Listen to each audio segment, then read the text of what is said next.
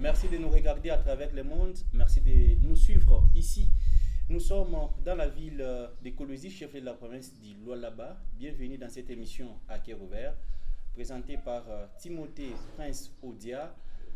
Merci de nous faire confiance. Aujourd'hui, il y a une question brûlante sur la table, une question brûlante, une question qui fait la une dans la province du Lualaba. Il s'agit de l'adoption d'une résolution portant suspension des pétitions, des motions de défiance, mais également des censures envers le gouvernement provincial. Une résolution prise par la plénière à laquelle 13 députés ont pris part, 10 ont voté pour, 2 contre et une abstention. Alors, on va parler avec l'un des 2 députés qui a été contre cette résolution. Il s'agit de l'honorable Eddy Kapend, élu de Muchacha. Monsieur le député, merci de nous recevoir. Merci beaucoup, messieurs les journalistes. Et la première question, monsieur le député, comment allez-vous? Ça va, la santé, ça va. Il y a juste quelques jours, quelques heures, vous avez été contre, vous avez voté non, parce qu'il s'agissait d'un vote par appel nominal. La résolution portant suspension des motions, des pétitions, pétition d'abord, motion de censure et de défiance contre les membres du gouvernement provincial. Pourquoi avez-vous voté contre? Merci pour la question très pertinente. J'ai voté contre cette résolution de l'Assemblée provinciale du 28 novembre. C'est par rapport à la violation de la Constitution, des lois de la République, ainsi que de notre propre règlement intérieur de l'Assemblée provinciale du Lualaba. Messieurs les journalistes, j'ai la résolution devant moi ici. On parle de la résolution portant suspension temporaire des pétitions de déchéance et des motions de censure ou de défiance. Je vous évite tout ce qu'ils ont évoqué comme loi là-bas. La résolution n'a que 2 articles. Dans le premier article, on évoque la loi portant libre administration. On évoque les règlements d'ordre intérieur de notre Assemblée, c'est-à-dire les articles que la résolution a évoqués. À la fin là, vous allez lire, on dit « est suspendu en vue d'assurer la stabilité des institutions provinciales de la province du Lualaba et la cohésion entre elles pendant la période des conflits armés ». On ne détermine même pas les conflits armés, c'est quel côté? C'est au Lualaba? C'est les conflits armés de l'Est? C'est vague d'abord, je ne comprends pas. Bon, moi je sais qu'au Lualaba, il y a la paix. Quand le VPM a invité les membres du bureau, on a même dit que la province du Lualaba, elle est exemplaire. Il n'y a jamais eu de problème entre l'Assemblée et le gouvernement provincial. C'est pourquoi vous voyez au Lualaba, il y a un développement. Alors je me suis posé la question, pourquoi se précipiter pour prendre une résolution au moment où nous sommes déjà en bon terme avec les gouvernements? Or, la résolution parle de temps. C'est une suspension temporaire. Aucun article dans la résolution ne délimite l'échéance. Cette suspension va courir pendant combien de temps? Ce n'est pas déterminé. Mais pourquoi on parle de temporaire? Au même moment, on ne détermine pas. Bon, je vis que cette résolution piétine les lois de la République. Je ne peux pas quand même accepter, en tant qu'élu et politologue de formation, voir les gens qui nous présentent des choses qui ne tiennent pas debout et les accepter. Ça, c'est mon opinion. Je me suis dit, comme ça viole la loi, je vote contre. Et le travail des députés, c'est quoi? La Constitution nous reconnaît. Quand vous lisez l'article 197 de la Constitution, 198, 195, c'est-à-dire ce sont ces articles-là qui donnent même la vie aux assemblées. Mais vous les évoquez là-bas, vous les suspendez pour qu'on ne travaille pas, qu'on n'initie pas des pétitions. Or, quand nous lisons les communiqués du VPM, il a bien dit, le président lui avait recommandé de dire aux assemblées et au gouvernement de travailler dans une gestion orthodoxe. Mais quand vous prenez dans la résolution, on demande seulement à l'Assemblée de suspendre les motions. Donc, de ne pas travailler. Mais on ne demande pas au gouvernement quelle est l'attitude qu'ils vont prendre pendant ce temps.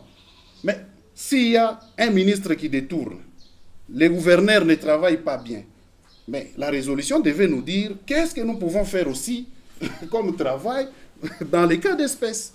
La résolution ne dit absolument rien. C'est muet. Bon, j'ai vu que ce n'était pas important.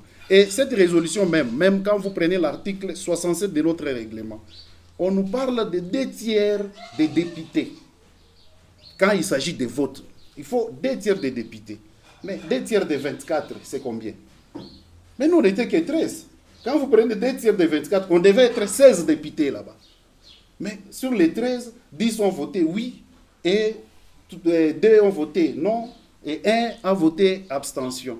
Mais la majorité absolue dans le cadre des votes, on parle du nombre de députés. Nous sommes à 24. La majorité absolue, on devait parler des 13 députés qui ont voté oui, pour que cette histoire puisse passer. Je pense que c'est un non-événement. Pour moi, c'est un non-événement. C'est la population qui nous juge, ils nous regarde. Bon, moi, je vais demander à la population prochainement de voter utile. Parce que les gens que vous avez amenés à l'Assemblée là-bas, ils sont là seulement pour applaudir. Et nombreux n'ont même pas compris c'était quoi, ce qu'on était en train de travailler. Mais les autres nous ont fait même leur confidence qu'avant qu'ils viennent, on les a grondés pour qu'ils viennent à l'Assemblée. Ouais, cette habitude-là de gronder aux gens avant de venir travailler, bon, entre guillemets, je ne sais pas. Moi, j'ai donné mon opinion, j'ai dit non à cette résolution. Mais je rappelle ici que vous faites partie de la majorité parlementaire. Oui. Vous venez d'un parti politique UNC. Oui. Et en tant que membre de l'UNC, avec un mandat de l'UNC, oui, le fait que vous ayez voté contre, est-ce que vous n'êtes pas au contre-courant de votre famille politique? Pas du tout. On dit d'abord résolution. C'est quand vous faites appel à une résolution, il y a un problème. Mais moi, je ne vois pas un problème au là-bas auquel nous devons recourir à une résolution. C'est vrai, nous sommes dans la majorité, mais qui dit majorité ne dit pas qu'on cesse de réfléchir, qu'on cesse de comprendre nos lois parce que nous sommes dans la majorité. Non, ce n'est pas ça. Nous sommes dans la majorité et nous devons faire les choses conformes à nos lois. Mais on est en train de décrier que c'est pour éviter les dysfonctionnements des institutions. Mais les chefs de l'État nous rappellent toujours la bonne gouvernance. La bonne gouvernance, c'est le respect des textes, gérer dans le respect des textes. Mais quand nous violons ça, on va accepter parce que nous sommes dans la majorité. Oui, bon, si tel est le cas, bon, je vais dire que on va maintenant formater le cerveau de tous les députés pour dire que, comme vous êtes de la majorité, vous devez réfléchir de la même manière, de même façon. Ce n'est pas ça. Honorable Edi Kapend, les députés provinciaux n'ont pas que pour rôle de contrôler, d'initier des pétitions, des motions de censure, des défiances, ainsi de suite contre le gouvernement. Vous avez également d'autres missions que vous avez évoquées tout à l'heure. Oui, élaborer les édits. Est-ce que, oui, parce que la résolution ne dit pas non plus que vous devez cesser de contrôler l'exécutif. Ce n'est que pendant une période que vous ne pouvez plus... qui n'est pas déterminée. Que vous ne pouvez plus initier des pétitions et des motions, justement, des motions de défiance, il faudra le dire, justement, pour la stabilité des institutions. Qu'est-ce que ceux qui nous suivent devraient retenir par rapport aux autres missions régaliennes reconnues aux députés? Mais la mission qui nous reste, par exemple, c'est la mission d'élaborer des édits. Mais l'objectif d'un édit, c'est quoi? C'est de réglementer la société. Un édit qui n'existe pas depuis cette législature. Non, il y a déjà venu d'un député provincial. Mais les deux édits que vous avez, c'est des édits qui viennent de l'exécutif. Messieurs les journalistes, la RDC, c'est un pays qui a un arsenal juridique très, très important. Ce n'est pas une question d'élaborer des édits aujourd'hui qui va changer la marche de notre pays. Non. C'est l'applicabilité d'abord des édits existants. les édits qui existent là-bas, les lois qui existent, la Constitution. Quand vous violez déjà ce que les autres ont élaboré, mais ce que nous allons élaborer aujourd'hui, qui va les respecter? Personne. Je pense qu'on va passer beaucoup du temps à élaborer les édits, mais la mission, je vois, la plus importante d'un député, c'est le contrôle. Nous devons contrôler ce que nous avons donné. Oh, bon, je vais vous donner un exemple. Nous avons autorisé au gouvernement provincial l'édit budgétaire de 2025. Est-ce que nous avons contrôlé ça? Mais le gouvernement vient nous expliquer ici, ils ont baissé les budgets parce qu'il y avait organisation des conférences des gouverneurs au Lualaba. On baisse les budgets de 30%, rectificatif. Mais quand vous prenez par exemple l'organisation des gouverneurs, c'est l'apanage du pouvoir central. C'est le pouvoir central qui doit s'en charger. Mais on prend l'argent de Lualabé, on met ça dans l'organisation des conférences, mais nous avons maintenant des érosions côté Kibouiza là-bas, et le gouvernement n'a pas d'argent. Qu'est-ce que la conférence des gouverneurs a apporté au Lualabé? C'est parce qu'il n'y a pas de contrôle. Vous voyez. Les édits, nous allons les faire, mais qui va les exécuter? Parce qu'aujourd'hui, même si nous sortons un édit, pour l'exécuter, il faut aller contrôler. Je suis dans la commission PAJ. Notre mission, c'est de faire le suivi des édits. Mais faire le suivi, c'est pour dire que est-ce que ça a été respecté ou pas. Et si ce n'est pas respecté, qu'est-ce que je vais faire? Et cette question a été débattue dans la commission PAJ. Oui, ça a été débattu. C'est là où moi j'ai refusé de porter les chapeaux. Je me suis dit, le fait qu'il n'y a pas de soubassement, vous nous dites, le président a demandé au ministre de l'Intérieur. Ce que le ministre de l'Intérieur a fait, ce n'est pas une instruction. Il a recommandé. Est-ce qu'une recommandation a l'obligation d'exécution? Je ne pense pas. Il n'y a pas un caractère obligatoire dans une recommandation.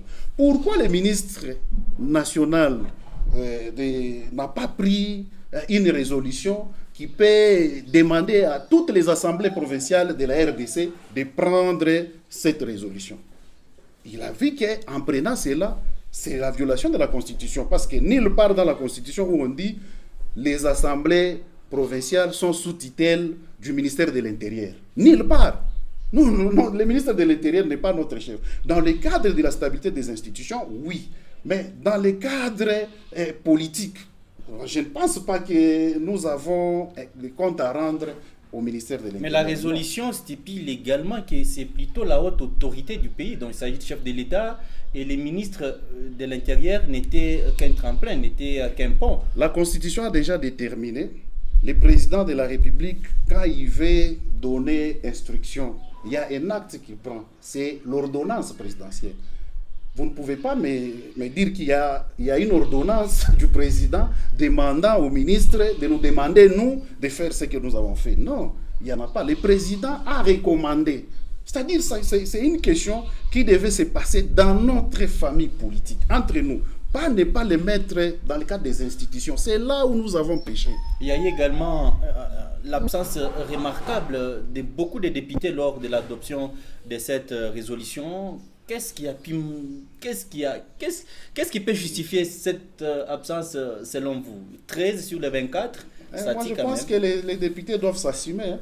Quand la population vous donne un mandat, c'est pour aller parler pour lui et prendre des décisions qui s'imposent. Aujourd'hui, si on ne contrôle pas et qu'il y a quelque chose de mauvais qui est arrivé dans la province du Lualaba, il y a des détournements de ceci, on va nous condamner, nous, parce que nous n'avons pas fait notre travail.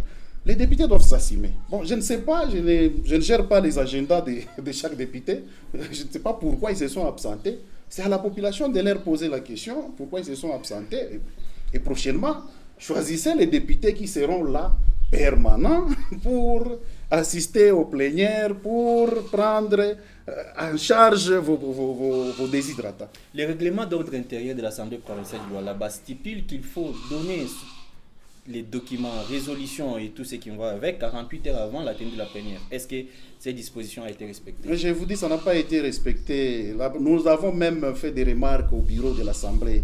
Ils sont en train de marcher toujours de violation en violation. Moi, je comprends pourquoi ils ont pris cette résolution. C'était pour se protéger seulement, les bureaux. Ils ont pris pour se protéger, parce que là, ils évoquent les députés ne peuvent pas prendre les motions de ceci, de cela contre les bureaux et contre les gouvernements et tout. Mais ils n'évoquent pas quel est le comportement que le gouvernement doit prendre dans les cas d'espèce. Ils n'ont pas évoqué ça. Et moi, j'ai compris que non, chacun voulait seulement se protéger et ils savent, parce que cette session ici, on devait aussi contrôler la gestion de l'Assemblée. La session budgétaire ici. Normalement. Ils devaient nous présenter le rapport de gestion de l'Assemblée et que la plénière puisse constituer une commission de contrôle. Est-ce que ça a été fait? Ça a été respecté? Mais non. La résolution n'interdit pas que cela soit fait. Mais quand on évoque les articles du règlement qui nous donnent pouvoir pour les contrôler, on évoque les articles de la loi 08 qui donnent le pouvoir aux députés pour les contrôler. Et à la fin, là, on dit est suspendu. Mais qu'est-ce qu'on va faire encore? Pour aller les contrôler, nous devons nous appuyer sur la loi. Mais c'est cette loi-là qui est en violation d'ailleurs. Quel est le pouvoir qu'a les députés au niveau provincial ou les assemblées provinciales pour toucher à la loi nationale?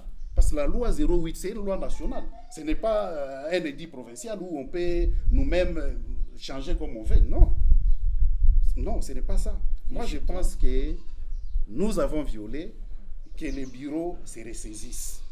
Ils doivent se ressaisir. Cette histoire, c'est un non-événement pour la population. C'est pas bon. Vous avez évoqué plusieurs points qui, selon vous, démontrent qu'il y a eu violation du règlement d'ordre intérieur, mais également de la Constitution, qui va faire les députés d'ICAPEN pour que les règlements soient protégés, mais également que les lois du pays soient protégées face à la résolution. Moi, je pense face à la résolution, nous pouvons même saisir la Cour constitutionnelle pour inconstitutionnalité de ces documents. Nous pouvons saisir la Cour constitutionnelle. Nous avons encore beaucoup de brèches à faire. Moi, je pense que non. C'est une histoire qui ne peut pas passer. Nous devons nous ressaisir, qu'on refasse les choses autrement. C'est pas bon et puis c'est pas potable pour une assemblée qui se veut responsable. Je pense que nous devons nous ressaisir. Que faire pour restaurer la confiance qui semble commencer à se perdre entre l'exécutif d'ici, entre la population, mais également l'organe délibérant qui semble être affaibli selon vos propres mots? Mais la confiance a déjà été perdue il y a longtemps. Longtemps. Parce que quand vous prenez notre calendrier de la session de septembre, il y a des matières très essentielles qui ont été prévues. Entre autres, la question des créseurs. Il fallait que les députés, nous puissions nous y mettre, qu'on trouve les aides pour les créseurs. Nous avons les inondations partout. Nous avons des problèmes très sérieux. Quelle est l'urgence de laisser les matières prévues au calendrier et traiter sur une matière qui n'a pas été prévue? C'était quoi l'urgence? Je pense que la population nous regarde, ils disent que non, ces gens-là, ils ne sont pas là pour nous, ils sont là pour eux. Aujourd'hui, cette résolution, nous venons de l'adopter. Qu'est-ce qui a changé dans cette histoire de guerre à l'Est après adoption de cette résolution? Ils doivent nous dire, parce qu'on a dit non, dans les contextes de guerre, tout ça, bon, nous venons de les voter. Qu'ils nous disent, les bureaux, que non, voilà, honorable, population, venez, nous avons voté les 28, aujourd'hui c'est les premières, il y a quand même l'amélioration du côté Est. Qui vient nous expliquer? Parce qu'en réalité, c'est des faux fuyants. On ne pouvait pas arriver là-bas. Un dernier mot? Un dernier mot, moi je demande seulement à la population de tenir bon.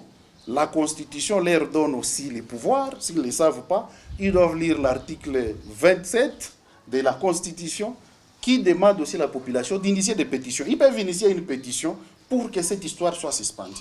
Ils ont ces pouvoirs-là, c'est constitutionnel. Ils doivent aussi agir parce qu'on se retrouve, vous avez dit 10, on était à 13 dans l'Assemblée, bon, 10 ont voté pour, D. Bon, c'est léger aussi démocratique, les 10 là pèsent contre les D. Bon, si la population venait derrière nous, je pense que les 10 là ne représentent rien, absolument rien, si la population est derrière nous. Nous sommes arrivés à la fin de cet entretien exclusif, à la fin de cette émission à cœur ouvert, présentée par Timothée Prince Oudia. Je recevais pour vous les députés, l'élu de Muchacha, Edi Kapend, monsieur le député. Merci de nous avoir reçus. Merci d'avoir répondu à toutes nos questions. Merci beaucoup, monsieur le journaliste. À moi de vous remercier aussi parce que je sens que vous avez aussi les soucis de la population lualabaise pour que les choses puissent marcher convenablement. Merci également à vous de nous avoir regardés, de nous avoir suivis de partout au monde, mais exclusivement, vous êtes dans la province d'Ilualaba. Merci pour cette confiance renouvelée. Au prochain numéro.